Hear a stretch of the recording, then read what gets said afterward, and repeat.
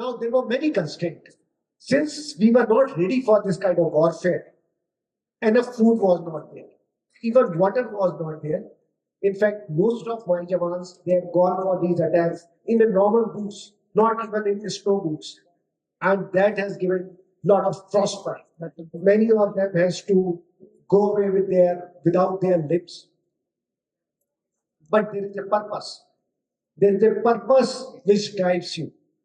And a war, this particular war was most difficult war for India because enemy had all the advantage. He's sitting on top. His guns are pointing towards you. The slopes are 80 to 85 degrees centigrade. Many of you must have seen movie action. That's the actual peak of Kargil War. The situation where the chances of winning is not even 1%. The question is, what makes the difference?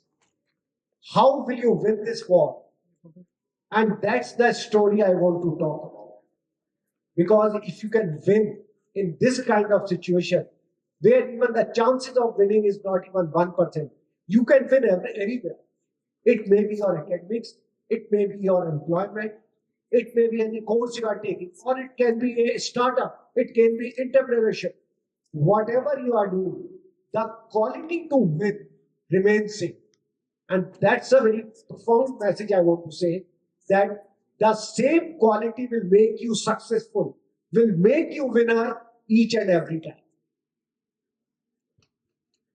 Now that's what I say, foundation of success. And just so that everyone can remember it, right? So there are values. As I will go through my life, it's not about that story, it's about my story. It's about what we are getting out of that story and how that story is shaping your life. That's the most important part we need to look at. It's about grit. And grit is not even one word grit. It's about goals. It's about resilience. It's about integrity. And last is about teamwork. Now to see how these values play a very important part in my life and how can you take some lesson out of this and shape your destiny. Now I come from a very, very humble background. I come from a very small town. My father was a civil servant in a small town and my mother was a teacher. I was from a very small town, humble background, but I always had big dreams. And I think each one of us are entitled to have dreams. But these are the not dreams which we see at night. These are the dreams which we see in daytime, keeping our eyes open. And I was very clear that I am going to join the Indian Army. That was my passion. I wanted to join something, which was so dedicated, sincere for their life. So I studied hard for this. And after doing my 12, I was 100% sure that I will join. I was good in academics also. But as everything is not in your control, right? You will have failures in your life. And that's what we say many times because of the failure, we take a step back. We become frustrated, we become disappointed, and we think we may not be able to get our aim. So I didn't make it to National Defense Academy, which is the premier academy for making the Indian Army officers. And that was my dream. Maybe I was overconfident. Maybe I was mostly focused on the SSP interview, which I thought would be more difficult than the written. But fact was, everyone was expecting, but I didn't make it. I joined Delhi College of Engineering, but my goal never changed. I was sure that I have to become an army officer. And next time, after 6 months, whatever was a failure, region of failure, I am not given any chance and qualifying with a very high merit in National Defense Academy. My mother was, not very keen me joining army, looking at the risk, looking at the thing, right? And she says, you are in a good engineering college, one of the best college in electronics, right? So why you want to leave? But I told mom, Mother, it's not about what I will earn. It's about the passion. It's about the purpose. It's about the goal which I want to achieve. And they agreed. And so I left Delhi College of Engineering, joined National Defence Academy, and moved on in my life with a goal. Now, life was easy. I got posted. I did quite well in National Defence Academy, passed out from IMA, from where all officers pass out. And just to tell you, when we pass out, there's an antim path. You cross that antim path and then you become officers. And there is a motto. We take a oath, and that oath is, I just want to, the welfare, the honor, the prestige of my country will come first, always and every time. The welfare, the safety, the security of my man, whom I command, and my colleagues will come next, always and every time. My own safety, my own welfare, my own family will come last, always and every time. So that's the motto which Indian Army was. And you must have seen, right? They are able to deliver to every situation, every time. Because for them, they put their nation first. And that's why they were to deliver. I got married in 1995, and at that time I was posted in Firozpur. It was like movie scene. We just got posted, we were just in guest room, we were doing the purchase for our house. By that time I got a posting. And as a Fauji, it's my duty to be always ready for my task. And I was very happy that in such a difficult situation, when there is something wrong at the border and we knew that there may be a war, I've been picked and called upon for this war. It's an honor for me. Yes, I was concerned about my wife. She came from a normal civil background. But that power and purpose, that's what I'm saying. It's not just within the army. She was from total civil background. But she told me that don't worry about me. When I'm marrying a Fauji, I know what is first priority. You go and do your duty. I will wait for you. So that's the kind of feelings which we see. And then I moved on, gone to Kargil. The situation was really bad, which I have just described. Enemy was sitting on top. We were actually didn't know where all they have made the bunkers. They were continuously firing.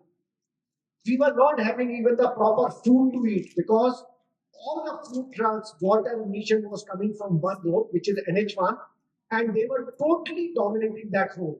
They were putting so much of firing sitting on these peaks and from Pakistani side that it was very difficult to move our vehicles from here.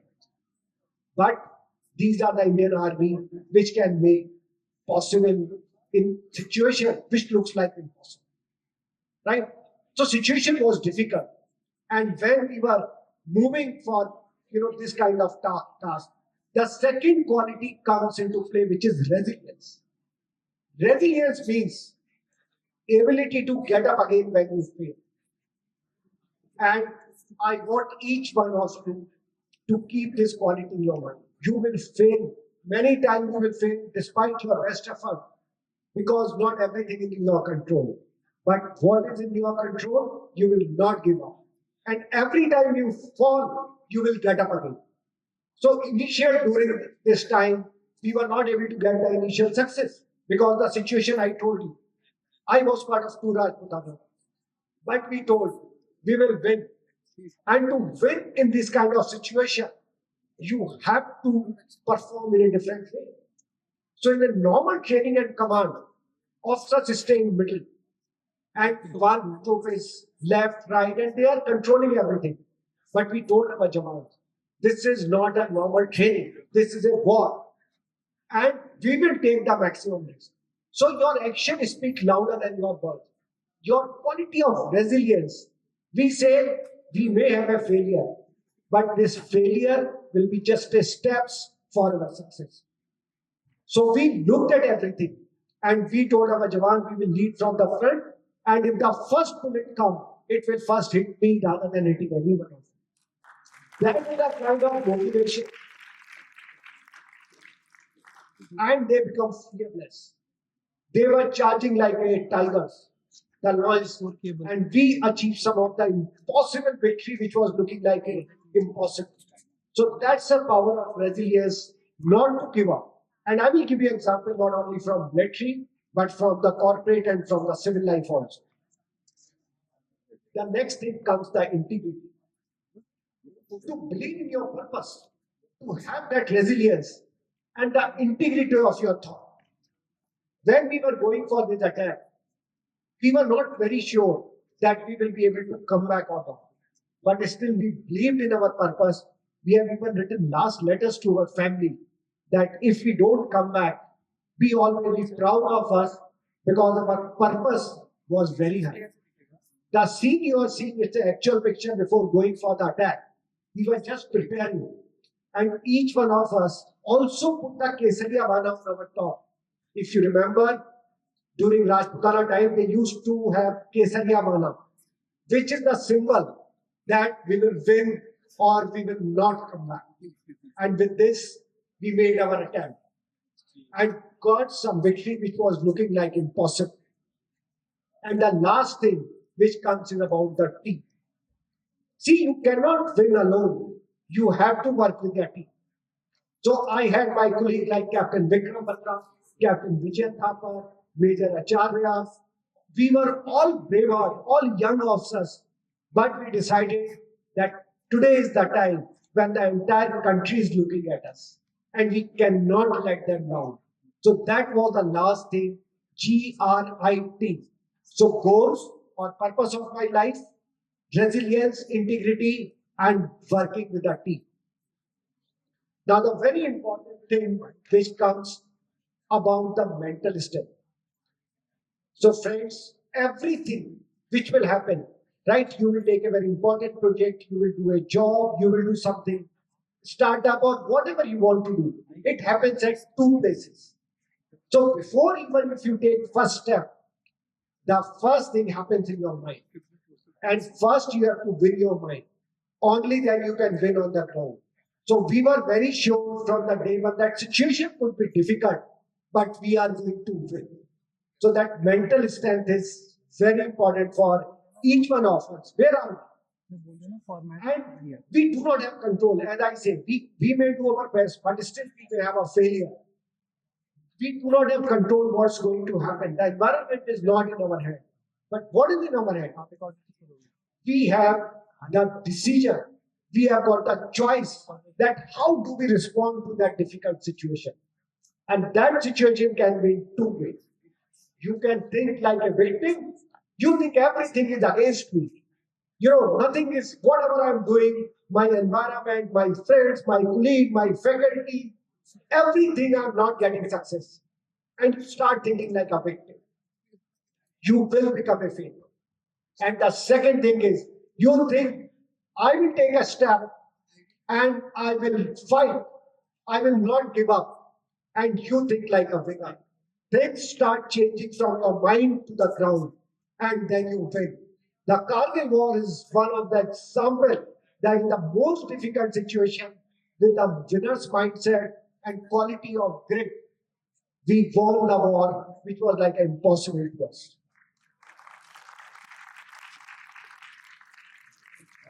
So this is the one where when we put the triangular on toe rings at the peak. So carry your values everywhere, because it was not the difference between the arms, ammunition, and the position, but it was your values, your thoughts, which will make you good. And the same thing will continue if now I just want to talk about. We got the victory, and I think that's the greatest achievement of my life, putting tricolor on these peaks. But I had to pay a price. In my last attack, I got back injured. I was bleeding, but we continued that attack because that's a power of purpose. My entire regiment, my entire army is giving me a task, and I cannot leave it because that attack will not become successful. So despite getting hit, I continue fighting, continue directing the fire of artillery guns, and we got the victory. But the price I had to pay that I had lost so much of the blood by that time, and it was difficult to survive. But I've decided I'm not going to give up. Resilience, which I talked about. I may fall, but I will again get up. That day I took the biggest walk of my life. I've fallen down many times, lost my consciousness, but there was only one thing: I will get up again, take one step, and reach the base camp where I can find the doctor. Because to fight another day, to live another day for my country, if I'm talking to all of you, I think that was just a mental strength that from the jaws of death, I could come back. And I was in hospital, badly injured, undergoing multiple operations. So the passion, the goal which I have worked throughout my life, I could not do continuously because the medical condition will not allow me to go to the field again. From hospital bed, the same quality of grit, I decided to fight again. From hospital bed, I prepared for the MBA exams, qualified some of the top colleges. These are the pictures, these are my chief of army staff who came to meet me in the hospital. And he told me, Captain Akhilesh, if you can win in a war where everything was against you, these challenges of corporate life are nothing. And from there, I studied on my hospital bed after my operations, after my physiotherapy, just to forget my pain. And after 8 months, qualified for the top MBA college, including IIM Bangalore, FMS Delhi, etc. My treatment was still going on, so I decided to join FMS Delhi and passed out with a gold medal for the batch of 2004. Got some achievement throughout my last 20, but I continued as a soldier. As a soldier is my identity that I cannot leave. To motivate next generation is my duty. It's my responsibility. And to the message of resilience, positivity, and that's what our society can become much greater. I just wanted to take this great, why I put it in a word so that you can remember this. And these will play, these stories, they will play such an important part in your life that you can change everything. It may be the battlefield or from the hospital bed where you have to prepare for something totally new, different environment, but still. I won some of the best global awards in the Tata Group and a multiple company. But let me tell you, friends, the qualities to win in any field remain same, which is great. Your purpose, your goal, your resilience, your integrity, and ability to work with everyone. This is not an end, this is just a beginning of a new chapter. Don't just listen to story. Go become part of that story and write your own story. That will make you a better person. Thank you very much. Jai Hind.